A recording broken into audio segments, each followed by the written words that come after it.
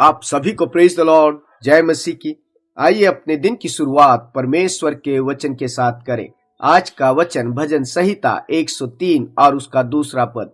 इसमें लिखा है, हे मेरे मन यहोवा को धन्य कह और उसके किसी उपकार को न भूलना।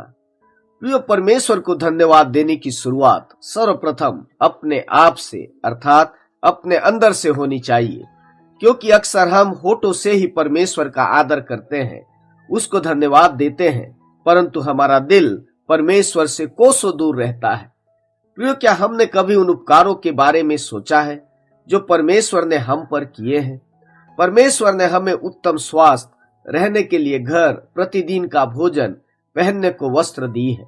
उसने हमारे पापों को क्षमा किया है और हमें हमारी बीमारियों से चंगा किया है। हर मुसीबत में हमने परमेश्वर का साथ पाया है और आज यदि हम जीवित हैं तो केवल परमेश्वर की कृपा और अनुग्रह के कारण। इसलिए भजनकार कह रहा है कि हे मेरे मन यहोवा को धन्य कह और जो कुछ मुझ में है उसके पवित्र नाम को धन्य कहे। हे मेरे मन यहोवा को धन्य कह और उसके किसी उपकार को न भूलना। प्रियो, बड़ा दुख का विषय है कि हम परमेश्वर को धन्यवाद देना भूल जाते हैं। हम सांसारिकता में इतने व्यस्त हैं कि हमारे पास घुटनों में प्रार्थना करने के लिए समय ही नहीं है।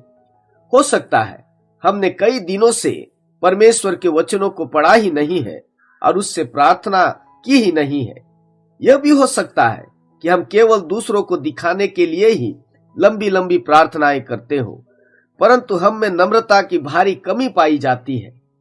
हम यह सोचते हो कि हमारे जीवन की सुरक्षा और खुशहाली हमारे धन और बड़े पद के कारण और हमारे निजी प्रयासों से हमें मिली है, परंतु स्मरण रखें, हम मिट न गए। यह यहोवा की महाकरुणा का फल है, क्योंकि उसकी दया अमर है। इसलिए परमेश्वर को उसके करुणा और उपकारों के लिए धन्यवाद देना न भूले, उसके भवन में जाना न भूले और धन्यवाद की प्रार्थना करना न भूले। उसका धन्यवाद पूरे दिल से करे और पूरी आत्मा से करे, क्योंकि धन्यवाद के बलिदान का चढ़ाने वाला यहोवा की महिमा करता है और जो अपना चरित्र उत्तम रखता है वह परमेश्वर का किया हुआ उद्धार देखने पाएगा। आपका दिन अच्छा हो। प्रभु आपको आशीष दे। आमीन।